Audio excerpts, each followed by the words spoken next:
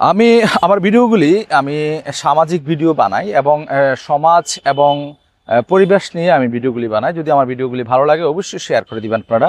আমি একটা ভিডিও বানিয়েছিলাম, যদি আমি প্রধানমন্ত্রী হতাম। আমি একটা জিনিসকে বুঝি না, সরকার এই জিনিসটাকে দেখে না। উনি ইংল্যান্ড ছিলেন, উনি ইউরোপ কান্ট্রিতে ছিলেন, উনি কি দেখেন নাই তো সেই দেশে যে রাস্তাঘাটগুলো কীরকম আর আমাদের দেশের সড়ক ব্যবস্থাপনাগুলো কীরকম? আমি যদি বলি আমাদের দেশের সড়ক ব্যবস্থাপনাগুলোর কারণে প্রতিদিন হাজার হাজার মানুষ মারা যাচ্ছে। তার শুধু তাই নয়, এই সড়ক ব্যবস্থাপনার কারণে হঠাৎ করে স্পিড ব্রেকার, মানে হাইওয়েতে স্পিড ব্রেকার আমার জীবনে আমি পৃথিবীর কোথাও আছে কিনা আমার জানা নেই।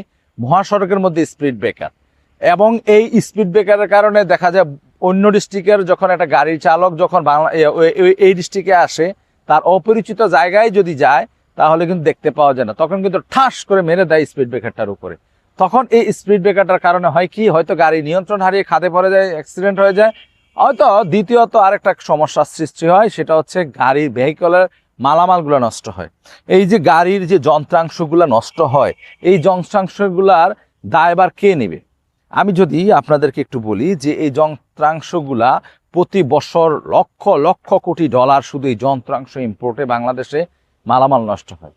একটা সরকারের দায়িত্ব হচ্ছে পিতা পুত্রের মতো, সরকার দেশটাকে নিয়ন্ত্রণ করবে যেন জনগণের কোনো কিছুতে সমস্যা না হয়, এই সমস্যাগুলি দেখাই তার দায়িত্ব। আমি বলবো আমাদের দেশের সরকার নয়, আমাদের দেশের জনগণকেও একটু ভালো হতে হবে এবং যেই জায়গায় সমস্যা আছে এই সমস্যাগুলি উপস্থাপন করবেন।